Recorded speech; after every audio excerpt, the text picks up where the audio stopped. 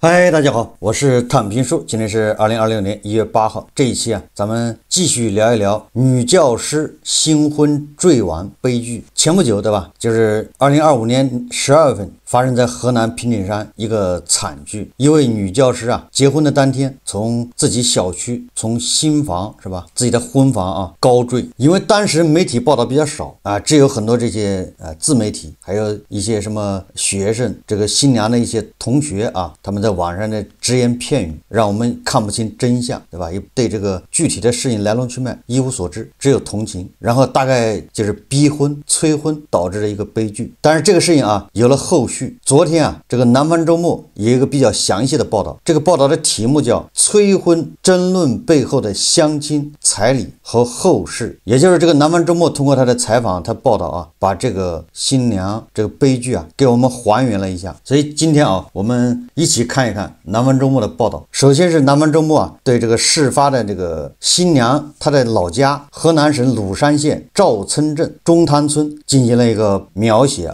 报道。他说，长街商铺林立，高矮民居参差，村子很大，村民过万，很多村民以养蚕织绸生产绢花为生，当地温泉资源丰富，随处可见温泉洗浴字样。高架桥后的新村聚集着异地搬迁的村民，二层小楼整齐划一，排布密集，给我们展现了一个中原大地一个这种乡镇的一个景象。实际上给人感觉还不是很差。他说这就是河南省鲁山县赵村镇中滩村高中历史老师魏某的家乡，也就是那个新娘在近期新闻报道中，他大多以此匿名出场。2025年12月10日，魏某在新婚当天高坠，并在微信朋友圈留下最后的遗言：以死相逼都必须要结婚的父母，指责不孝的亲戚，有一说一，蹬鼻子上脸只会气人的对象和只会让你忍的父母，真是绝配。所以我结婚了，我完成了我这辈子最大的任务。但结婚变成任务，这本身就是一个悲哀，就是一个不幸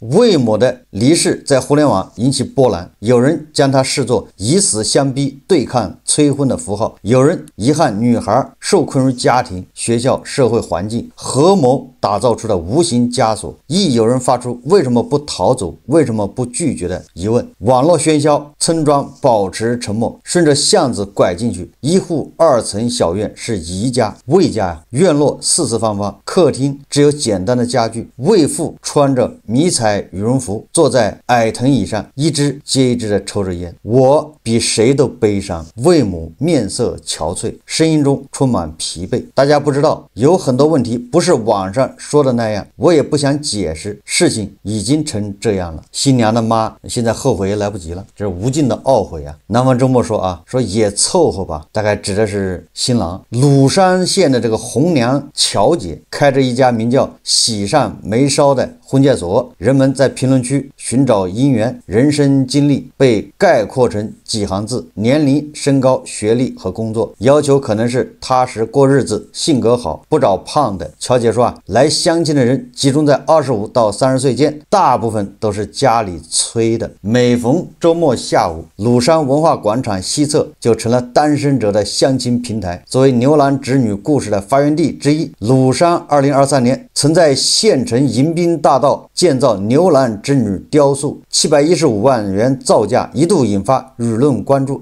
原来是这个地方是吧？那这地方不陌生当年那个牛郎织女那个飞天那个造像引发舆论关注这座自带婚恋特色的县城还多次举办七夕节活动，主推婚恋帮扶项目，推出过情定牛郎故里、万人相亲、集体婚礼、红娘帮帮团项目。另一名57岁的红娘志愿者每个月都能得到订婚红包，在他的牵线中2-3个月走完从相识到定亲全流程是常态，花费时间最长的是1年。而这个28岁的魏某和相亲对象在一起差不多就是这一时长，大概有1年了。魏某告诉南方周末记者，对象是学校同事介绍的，然后就给我打电话，我说你同意不？你要同意了我都同意，你要不同意我就不同意。那这么说的话，魏某当然这是他单方面说法那是还是很开明的一个母亲对吧？生女儿你同意就行。然后魏某说女儿当时的回答是也也凑合吧，也就是还行，凑合。男方张某是同县马楼乡董庄村人，顺着县城东南方向行驶10公里，土丘绵延，少有人烟，窄路两边都是庄房，安静的只有鸡鸣、鹅叫和流水声。那显然啊，比新娘家那个老家感觉还稍微差点了。一个县，但是不同的镇的。一名董庄村村民说啊，村里山地多啊，就是山多地少啊，少部分成年人都外出打工，去了浙江或福建。张某的父亲常年在浙江工厂打工，搁家里种地，生活都顾不住。也就是说，如果在家里干活干农活，都养不活自己啊。而新娘那边是以养蚕为主，有温泉，恐怕这个稍微好一点啊。张某家在土坡上沿，家里只有80多岁的祖父母，他们住在低矮砖房，头坯墙体可见细缝露出，灶台、暖炉、木质桌椅都是老物件。这个新郎家庭条件恐怕稍微差点，那个房子还是土坯的，现在很多农村见不到这样的房子，上个世纪80、90年代比较多，那说明他们家啊确实至少说老家啊条件很差。俺俩啥事都不知道，张某祖母说啊，只知道2个年轻人已经认识很久，都是在那一块儿，也就是县城工作啊。上述董庄村村民在旁补充，张某在县城上班，做保险的，平日很少回来。这个年头保险也不好干，不就是保险业务吗？经纪人。对于张家长辈来说啊，张某的结婚年龄也有些偏晚了，俺这儿不上学了的都是17、18岁结婚，都有小孩了。张某祖母说啊，孙子2025年28、9，在村中算结婚晚的。他听说孙子找了个对象，同样是在县城工作，是当老师的。南方周末啊，还配了这个新郎张某他奶奶家的这个照片，确实很简陋啊，看着有点像那个四川大凉山。这个新娘考编是第1名啊，说明她成绩还是不错的。魏某所在的鲁山一中是县城最好的高中，刚从这所学校毕业的赵小满曾是魏某的学生。2022年10月见到这位年轻的历史老师时，他的第一印象是很漂亮，个子高，扎着高高的马尾，给人很干练的感觉。另一名学生说啊，魏老师的风评一直很好，学生也很喜欢他。魏某啊，对事业很有规划，他曾在鲁山2所私立学校教书，刚工作时就萌生了去鲁山艺高的想法。教书之余会额外花时间备考，也曾充满斗志的向他人提及这一目标。你看啊，他是很有理想啊，就是要上岸，要考编。赵小满提到啊，魏某2019年还在一所中学时，同初一学生一起学习备考。他调侃过，如果有幸考上鲁山艺高，兴许还会教到深入这所高中的学生，跟自己的学生一起备考啊，一个是考那个高中当学生，一个考那个高中当老师。3年后，真有2名学生升入鲁山艺高，并被分配到魏某的班级。老师啊，学生再次相遇。根据鲁山县2022年招聘中小学教师体检人员名单，综合笔试与面试成绩，魏某在当年报考历史学科教师中排名第1。那一年，鲁山艺高招聘了5名历史老师。在鲁山艺高外墙，2024年高考喜报显示，该校本科上线率为 99.3%， 重点一本上线率 67.3%。这一年有6人考入清华，4人考入北大。那这个鲁山艺高那是很厉害啊，应该是省重点啊。这是县城最好的学校，每年高考状元都是他们学校的。魏父沉默寡言，但在谈到女儿工作时起了些兴致。在他看来，能进这所学校的也都是很有才能的老师。很多人想法相似，都感觉他超级厉害，考编第1名。我们这里竞争很大的一位受访当地人称，他的一位教师朋友谈起过和魏某曾是同事，感叹其考上鲁山艺高编制很厉害，关键是以第1名的成绩啊考进去。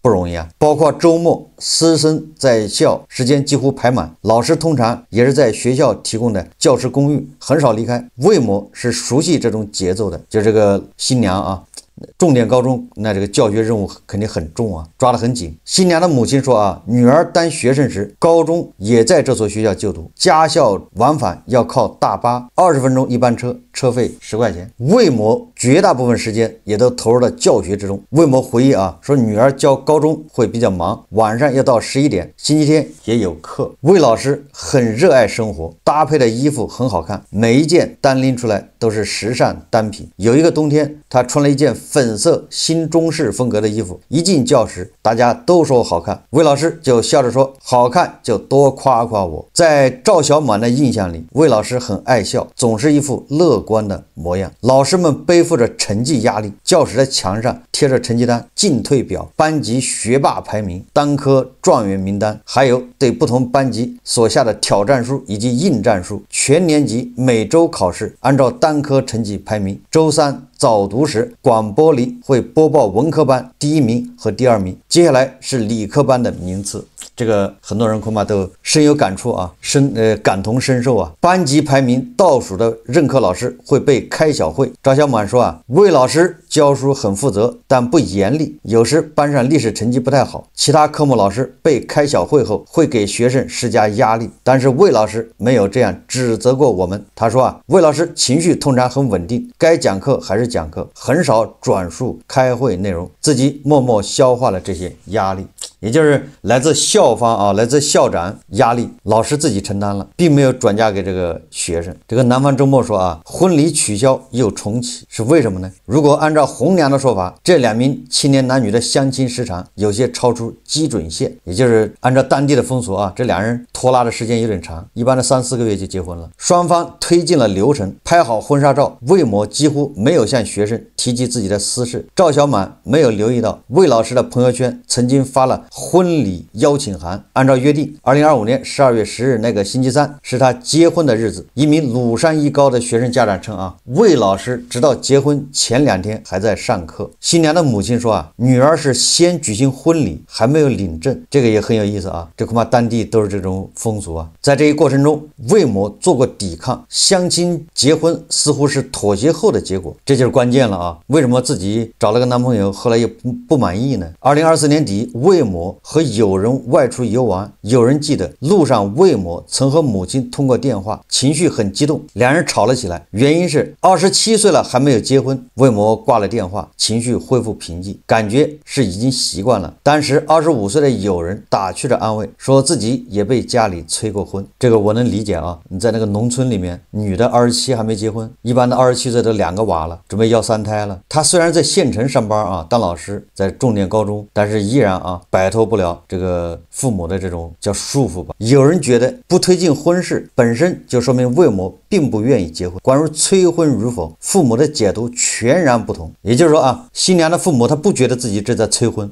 换种说法啊，他已经把催婚呢融入生活当中了，成为生活的一部分，所以他不觉得这叫催婚。实际上他一举一动都在催婚，但是他全然不觉。这个新娘的父母说啊，他说魏父告诉南方周末记者，像俺这样50多岁的人，虽说是有点老思想老观念，但是没有那么严重，好多时候还是尊重小孩的意见，尊重他们的想法。在魏家父母的理解中，他们并没有帮女儿安排相亲，也没有强势主导这场婚姻。我姑娘是大人，结婚这件事从头到尾都是她的同事给她介绍的，中间还出了点状况，可能我出门在外，没有在家里，好些情况我不了解，但我了解了，事情已经成这样了。魏某说啊，当魏某的表述要激烈得多，也就是那个新娘啊，她在朋友圈里不说了吗？7年，从毕业开始我对抗了7年，加上大学4年，11年，我失败了，我吵我闹我发疯，我拿刀砍他，都要相亲，都要结婚。他在最后一条朋友圈写道，我懦弱，我不行，我下不定决心，所以我听话，我相亲结婚。他在倒数第2次抵抗发生在新婚前一天，魏某当时强烈表达了取消婚礼的意愿，发了一条朋友圈称很抱歉，因为一些原因婚礼不再进行，礼金会尽快一一返还，给大家带来麻烦，很抱歉。魏某说啊，取消婚礼大体原因是女儿和对象吵嘴，也就是新娘跟新郎闹矛盾，自己当时不清楚，以为是小矛盾，问题就出到这儿。我没有站到我姑娘立场上，她声音低沉，神情哀伤。我给我姑娘说，眼看到最后一天了，明天都出嫁了，要是没有好大的事情，可以忍一忍，让一让，也就是一切以结婚为大。在母亲的视角中，女儿是被劝住了，删掉朋友圈，愿意继续这场婚礼，只是心情不好。结婚前一晚要在朋友家住。12月10日一早，村里热气腾腾，按照习俗，魏家架起了大锅，在街上宴请村民。一名去吃席的村民回忆，新娘没有穿婚服，穿着牛仔裤，看起来不太开心。悔婚意愿爆发的突然，魏家父母希望女儿先撑着将流程走完。婆婆家说啥都准备好了，我们说哪怕叫她去，然后再回来。也就是说这个婚礼这个请帖已经发出去了，这个各种仪式都已经安排好了。如果你临时取消，双方家长这面子挂不住啊。婚房买在城南一处小区，楼高18层，新房位于7楼，一套130平米的32厅，市价50-60万元，周边有小学、医院如山超，距离鲁山一中不到2公里。小区外仍挂着一排排红旗，印着名校为邻、四面环路、双向阳台等卖点。从中滩村过去大约要走1个小时。魏母不知道这段路上女儿在想些什么，她回忆女儿坐着车往新房驶去，自己坐在车子后面就是新娘的母亲坐着车子是跟在这个新娘车后面。上午9点多，魏某抵达婚房，找借口获得片刻独处时间，也就找了个借口离开了这个人们的视线。一般的新娘结婚那不都好多这种，又是要化妆对吧，又是要穿婚纱一大堆，肯定好多人呢，又伴娘对不对？那他没办法采取行动所以他找了个借口独处时间，在朋友圈留下遗言，结束了自己的生命。彩礼1分都没动。南方周末说我完成了我这辈子最大的任务。魏某在遗言中说你看我还得到了钱，以前我无论如何都得不到的钱。也就是这个魏某恐怕从小缺钱缺怕了，现在只要老实去结婚都有了，就意思是都有了钱所以我可以说我父母爱我，他们愿意给我钱，我的结婚对象爱我，他也给我钱，我的亲戚爱我，都夸我懂事，死而无憾。那这个新娘高坠以后网上说的最多的不就是彩礼吗？对吧？认为是反正就是围绕着彩礼展开争论。有的是男方不愿意给彩礼或者给的少，女方要彩礼对吧？或者女方家长要彩礼等等吧。南方周末说彩礼问题因而在网上引发争议。在多位红娘的介绍中，鲁山彩礼不高。乔姐说通常定亲是6万6，结婚给8万8，根据双方家庭条件情况，数额有所浮动，有些总额不超过10万元。女方对于住房也有不同要求，有的要求电梯房全款，有的首付也行，自建房也行。也就是说鲁山那么那个地方，这个彩礼也是商量的，没有个统一标准。赵小满的哥哥结婚时，彩礼便是给了8万8。在当地，子女结婚是家庭的头等大事，但受访者都认为结婚不必背负过重的经济负担，两家协商一致即可。张某的祖母说自己家娶媳妇没给多少钱，但随即又称不清楚，主要是买了房子。他试图表示这场婚事并不是买卖，两个年轻人都在县城上班，靠自己能赚到钱。受到质疑更多的是女方家庭，尽管魏某魏某的父母此前未公开发声，但网上很快传播开一些未经证实的信息。网民根据这些信息及魏某遗言拼凑，指责魏家是卖女换彩礼。不还有人说这个魏家还有个儿子没结婚吗？对吧？要这个女儿赶紧结婚换彩礼，然后再去娶媳妇。网上不都这样的传言是吧？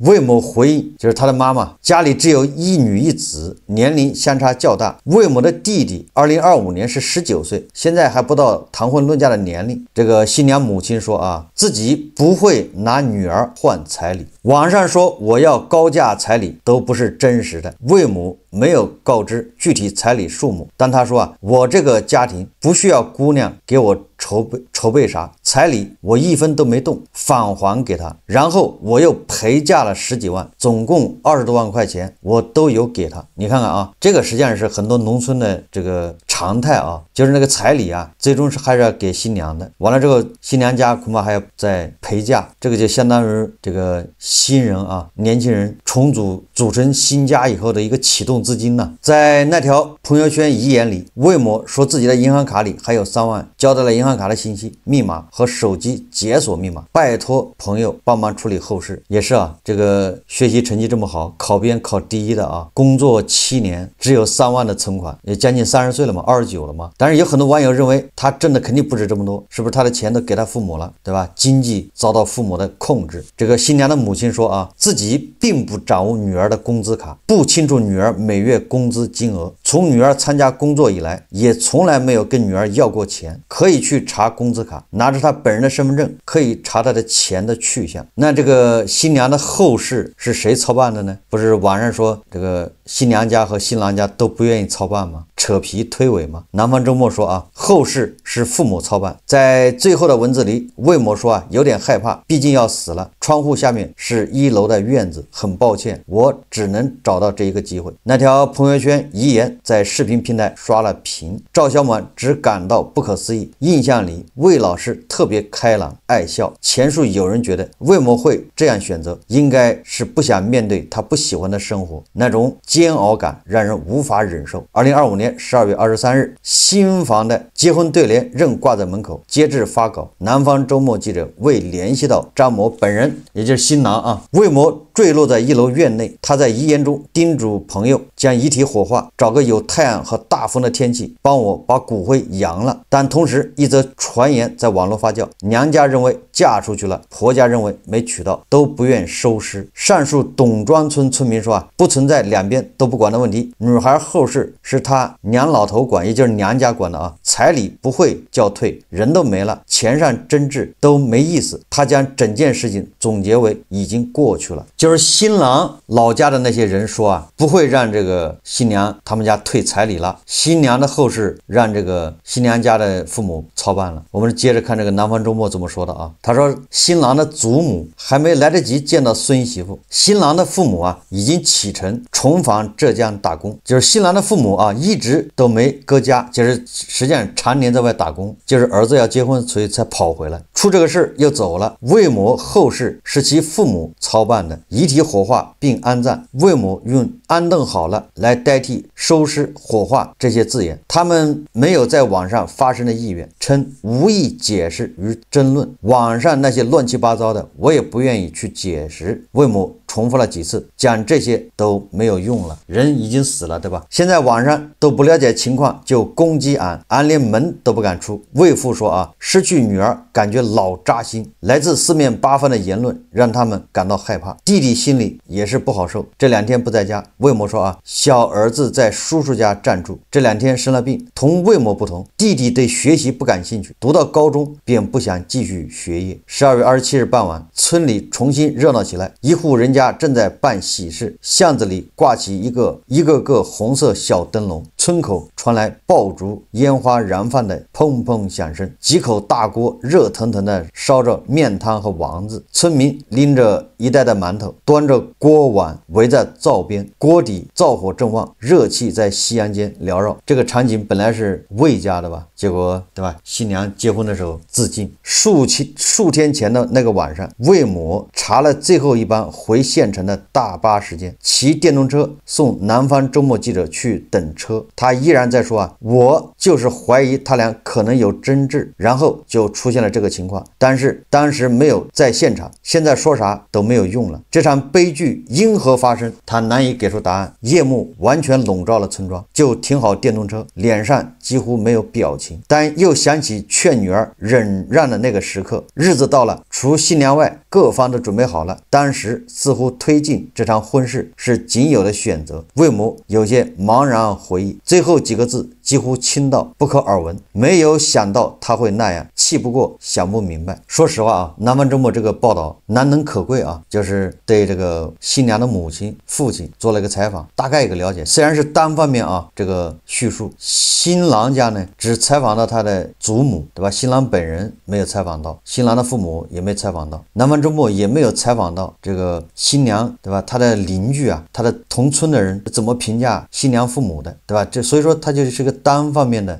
这种阐述，这是比较遗憾的地方啊。啊。但是从这个新娘发的朋友圈，还有新娘父母的这个说辞，我还是倾向于啊，我在以前做这个节目的时候我就说了，我怀疑这个魏老师啊，实际上是抑郁症，我是高度怀疑啊。首先第一个，新娘的父母他实际上一直在给这个新娘，实际上不光是他父母吧，就是这个社会啊，就是新娘家父母加上他的七大姑八大姨，加上这个学校，加上整个社会，实际上给这个新娘魏某啊，魏老师打造了一个牢笼。这个牢笼啊，对有的人来说不叫事，内心强大的人，这个牢笼根本束缚不了他。但是对有些内心不是那么强大的人，他总感觉到这种无形的压力，逼婚催婚随处可见，对吧？这个新娘的父母啊，本身恐怕就把催婚呢挂在嘴上，他自己都浑然不觉。这种催婚恐怕就是融在生活中，融在日常的琐碎里面，不经意中，对吧？一个眼神，一个动作，恐怕都跟催婚有关了。这个新娘恐怕比较敏感，对吧？他说从大学开始就抵抗。我在想啊，我看这个新娘的父母也不至于说在新娘上大学就逼她相亲吧，逼她催婚吧？那新娘怎么会说上大学她就抵抗了呢？4年，然后毕业7年都在抵抗。所以我倒是觉得啊，这个催婚的环境是有的，但是新娘还是过于敏感。过于敏感什么意思？她挣脱不了这个牢笼，然后她也顺从。你看啊，她这个张某还不是她父母给张罗的，是她自己同事介绍的。我这么说吧，新娘实际上是有一种讨好型人格，对吧？她认为通过同事介绍她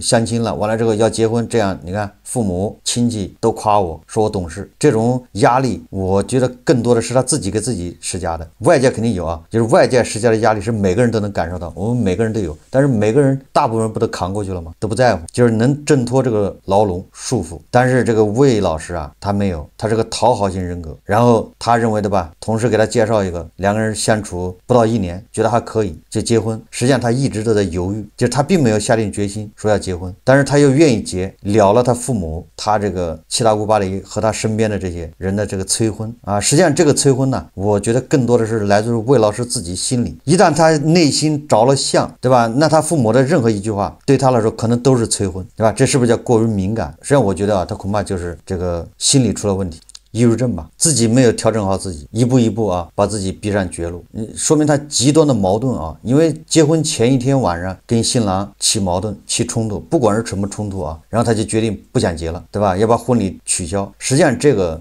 叫恐婚嘛，就是结婚前几天突然恐婚，这个也是常有的啊。一般的恐婚克服一下就过去了，就是结婚前几天啊，突然莫名其妙的忐忑，对吧？忐忑不安，然后就在这种极端的摇摆，觉得还是不结的好，不结但是又不行，结了吧就感觉这个完了。我看过3联生活周刊的一个报道啊，因为那个报道他对这个新娘父母的采访比较少，他采访了新郎的一个同学，根据新郎的同学的说法，那个新郎就很一般吧，上学的时候据说成绩很差，油嘴滑舌，那现在在县城里面当那个保险公司业务员。按照3联生活周刊采访的那个新郎的同学啊，那感觉好像新郎配不上这个魏老师啊，是这么一个感觉。所以这个魏老师啊，那是在极端的矛盾之中，极端的忐忑之下，然后因为一个琐事走到了终点。从这个新娘发的朋友圈和新娘母亲、父亲，包括新郎的祖母，他们说的这些啊，实际上这个事情跟彩礼没关系，跟钱也没关系，甚至啊跟所谓的催婚都没关系，是魏老师自己把自己压垮了。或许啊，他应该早一点去医院看一下。南方周末里面一个非常细节啊，如果